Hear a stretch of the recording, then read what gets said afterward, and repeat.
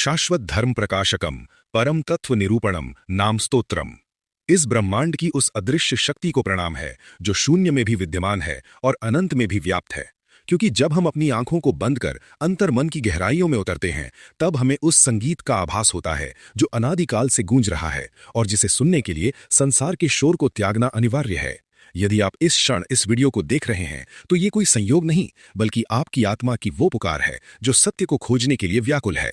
और याद रखिए, इस यात्रा का सबसे महत्वपूर्ण पड़ाव अभी आने वाला है, जिसे जाने बिना आपका जीवन अधूरा रह जाएगा। इसलिए अपनी एकाग्रता भंग ना होने दें। संसार के चक्रव्यूह में फंसा हुआ मनुष्य सदैव बाहरी सुखों की मृग तृष्णा में दौड़ता रहता है, जबकि शांति का असली खजाना उसके भीतर की कंदराओं में छिपा है, जिसे केवल वही खोल सकता है जिसके पास धैर्य और अटूट विश्वास की कुंजी हो।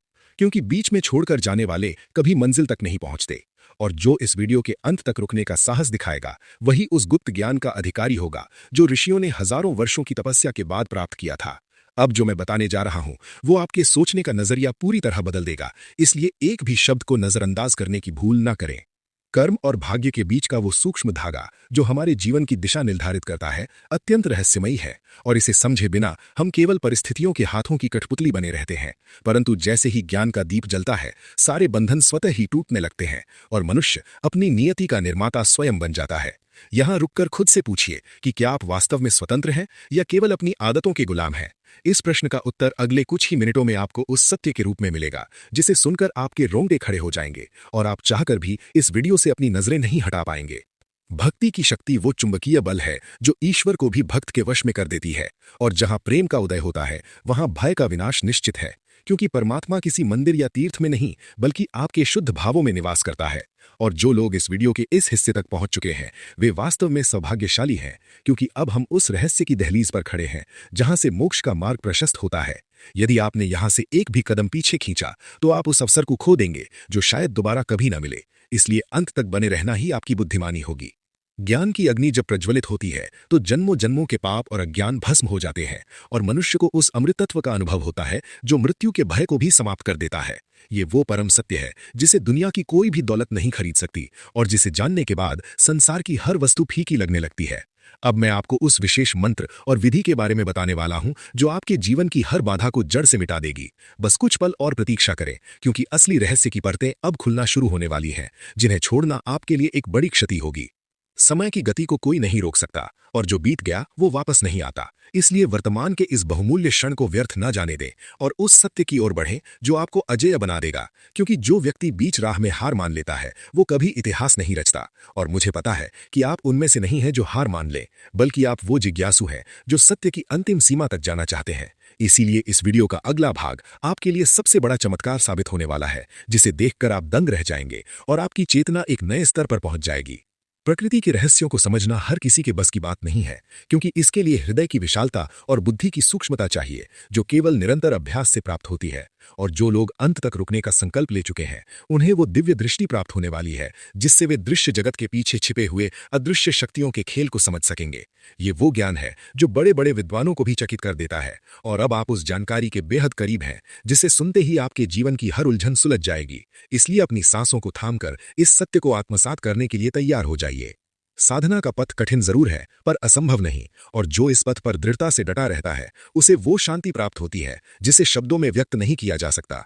क्योंकि ईश्वर की कृपा केवल उन्हीं पर होती है जो अंत तक संघर्ष करने का साहस रखते हैं। इस वीडियो के माध्यम से जो ऊर्जा आप तक पहुंच रही है, वो आपके भीतर के सोए हुए शेर को जगाने के लिए पर्याप्त है।